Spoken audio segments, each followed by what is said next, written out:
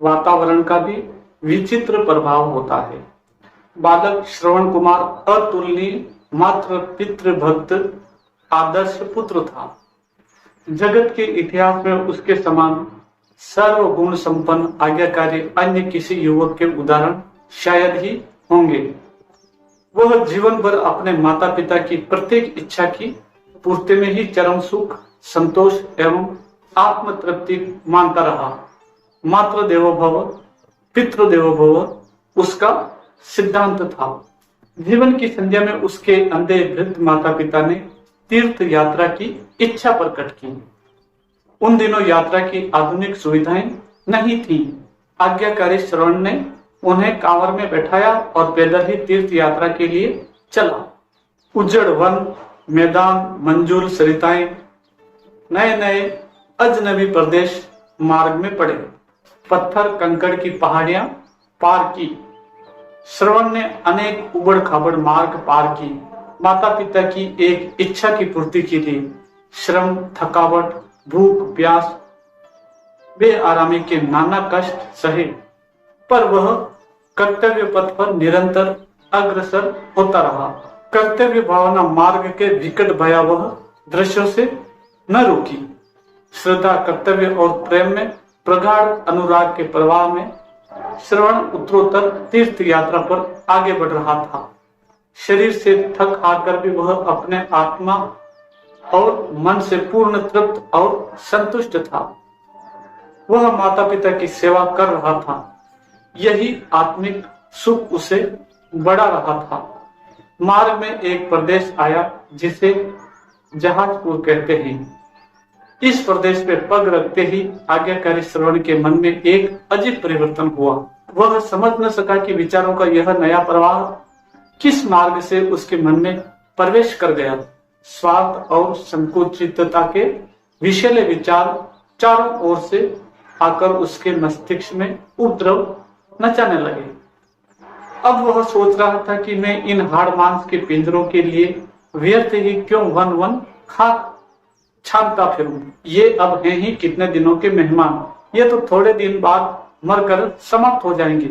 मैं इन्हें कंधे पर लादे लादे थक हार या हिंस्र पशुओं का भोजन बनकर क्यों प्राण गंवाऊं। तीर्थ यात्रा हो न हो, मुझे उससे क्या लाभ। मरते हैं तो मरे, मैं तो इन्हें यहीं छोड़कर वापस लौटता हूं। कहां के झगड़े में पड़ गया, लादे लादे कहां चला आया, पांवों में छाले पड़ गए। इन विचारों में डूबकर उसने वृद्ध, अशक्त, अंधे, निसहाय, निरुपाय माता पिता को मार्ग में आगे ले चलने से स्पष्ट इनकार कर दिया। चित्र का दूसरा पहलू देखिए। दूसरी ओर वृद्ध माता पिता चकित विस्मित थे। यकायक यात्रा रुक जाने से उनका मन संकल्प विकल्पों से भर गया। वे श्रवण में अचानक परिवर्तन पाकर कुछ भी समझ नहीं पा रहे थे। वे मन ही मन कह रहे थे, अरे यह अकस्मात कैसा असर है। इतने शिष्ट और सुशील आदर्श पुत्र में ये स्वार्थ और अहंकार के विचार कैसे आए। यह आदि यात्रा में ही क्यों कर रुक गया। कहाँ तो एक पल भी हमारी सेवा में विमुख नहीं होता था और कहाँ इस अनजान वन प्रदेश में ही हमें छोड़ देने को तैयार हो गया। क्या इसके संस्कार में दोष आ गया है। हाय हमारा दुर्भाग्य, यह विनाशकारी प्रभाव आखिर कहां से आ गया। श्रवण के माता पिता समझदार थे। उन्होंने बहुत विचार कर कहा, हो न हो यह इस भूमि का वातावरण का ही असर दिखाई देता है। यह जमीन पाप पूर्ण विचारों से भरी हुई है। फिर से श्रवण से बोले, श्रवण यह ठीक है कि तुम हमें कंधों पर लिए लिए इतनी लंबी तीर्थ यात्रा कराते कराते थक गए हो।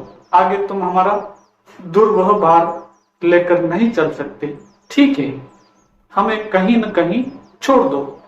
बस जरा सी एक बात मान लो, फिर आगे कुछ न कहेंगे। श्रवण कुमार ने पूछा, कहिए क्या चाहते हैं।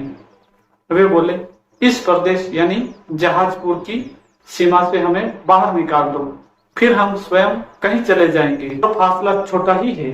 जहां तुमने हमारे लिए इतना श्रम किया है, तनिक सा और कष्ट करो। बस हमें इस प्रदेश की सीमा से बाहर कर दो। बेमन से श्रवण ने फिर कांवर उठा ली।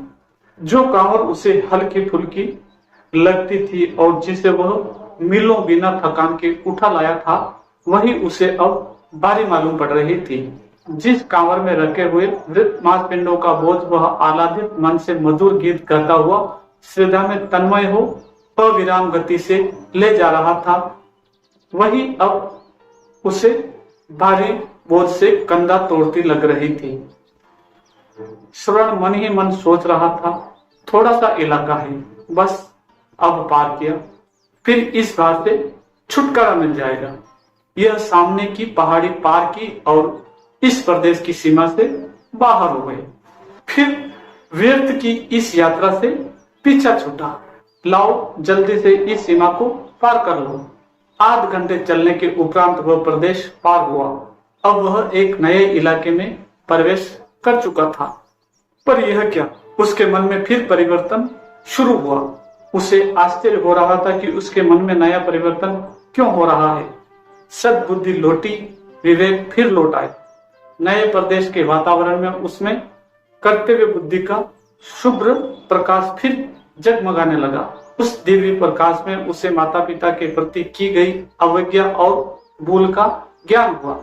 इस प्रदेश के प्रकाश में उसे अपनी कुबुद्धि और कुतर्क पर भारी पछतावा होने लगा। वह पश्चाताप के स्वर में बोला, उप मैंने अपने देव स्वरूप माता पिता को कटु वचन कहकर कितना पाप किया है, कर्तव्य की कितनी अवहेलना की है, मेरे वचन कितने अनुचित थे।